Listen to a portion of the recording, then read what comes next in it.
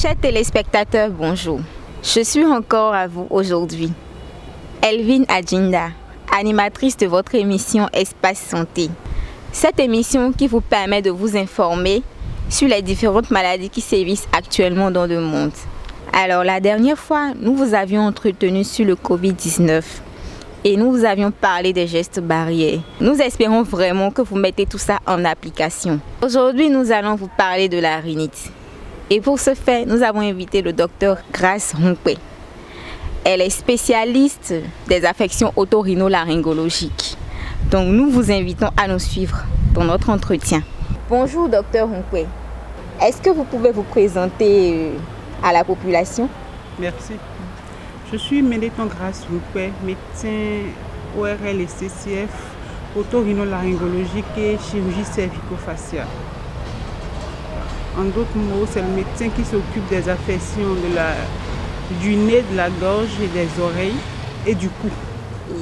Et une fois encore, merci d'avoir accepté notre invitation malgré vos nombreuses occupations. Aujourd'hui, nous allons parler de la rhinite. Vous allez nous entretenir sur la rhinite. Déjà, d'entrée de jeu, qu'est-ce que vous pouvez nous dire sur la rhinite? Merci. Je voudrais tout d'abord vous remercier, vous dire un merci pour l'opportunité que vous nous offrez d'entretenir nos téléspectateurs sur un sujet d'actualité et courant. Je voudrais d'abord souligner que la rhinite est une affection fréquente en pathologie ORL, notamment rhinologique, c'est-à-dire les affections qui concernent le nez. Et que la rhinite en elle-même est spontanément résolutive, c'est-à-dire que dès lors que le sujet a une rhinite, sans aucun traitement, ça peut passer. D'accord. Néanmoins, il faudrait quand même noter que des complications peuvent exister. Et pour revenir à votre question, je vous dirais que la rhinite est l'inflammation de la muqueuse nasale. Elle est dite aiguë parce qu'elle évolue depuis au moins 3 semaines. Donc c'est une inflammation de la muqueuse nasale qui évolue depuis au moins 3 semaines. Quels en sont les modes de transmission?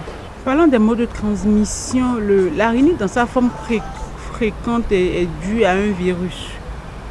Et c'est en cela qu'elle est spontanément résolutive, c'est-à-dire que sans aucun traitement, on peut avoir satisfaction.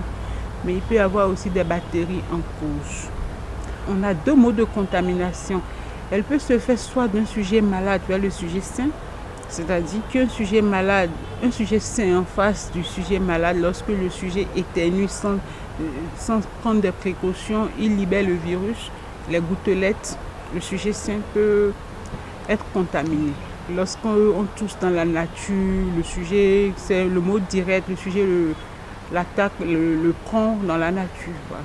Puisqu'on a dit que c'est un virus. Un virus, oui, exactement. Comment se manifeste la rhinite? Le sujet ou le patient va se plaindre d'une sensation de nez bouché, ce qu'on appelle communément une obstruction nasale. Il peut se plaindre d'une fatigue, une asthénie, des céphalées ou des maux de tête, si vous voulez. On peut aussi noter dans ces cas des problèmes des troubles du goût, d'accord, ou de l'odorat. Ils ne sentent pas le sucré ou le salé. Par rapport à l'odorat, ils ne sentent pas les odeurs fortes. Voilà. Il peut avoir aussi un écoulement nasal qui peut être uni ou bilatéral. Unilatéral quand ça sort d'une seule fosse nasale, donc d'une seule narine, ou bilatéral quand c'est les 2 narines. Et parfois, il peut y avoir aussi une notion de fièvre. Alors, quels sont les traitements pour la rhinite aiguë à ce jour? Il faut avoir à l'esprit que la rhinite aiguë, dans sa forme simple et classique, est due à un virus. Et donc, chez un sujet qui n'a pas de déficit immunitaire ou qui n'a pas d'état, ça peut se résorber spontanément, c'est-à-dire sans aucun traitement. Mais dans certains cas, on est amené à ajouter des médicaments. Voilà. Et donc le traitement existe. Ce traitement réside aussi dans la prévention. Et puis ensuite, quand ça ne marche pas, on peut avoir recours aux moyens médicamenteux. D'accord. Parlons de la prévention. Quelles sont les précautions à prendre pour éviter la rhinite?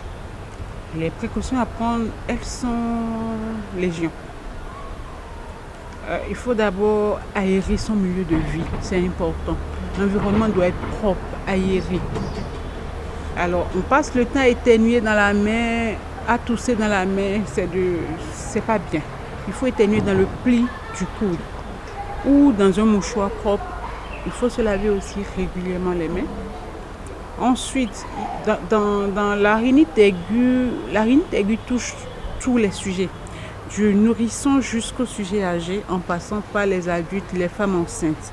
Et donc, il est important dans le cas chez les femmes enceintes d'avoir un suivi rigoureux de leur grossesse. Et chez les enfants en particulier, il faut une bonne vaccination. Il faut que les parents mettent le carnet vaccinal de leur enfant à jour. D'accord.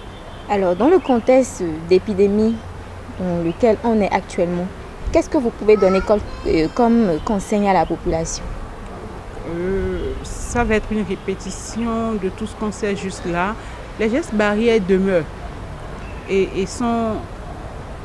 on ne peut pas les éviter, on ne peut pas ne pas respecter ces gestes barrières, se laver régulièrement les mains, avoir son cache-nez, respecter la distance de 1 mètre recommandée et être très très prudent, rester vigilant.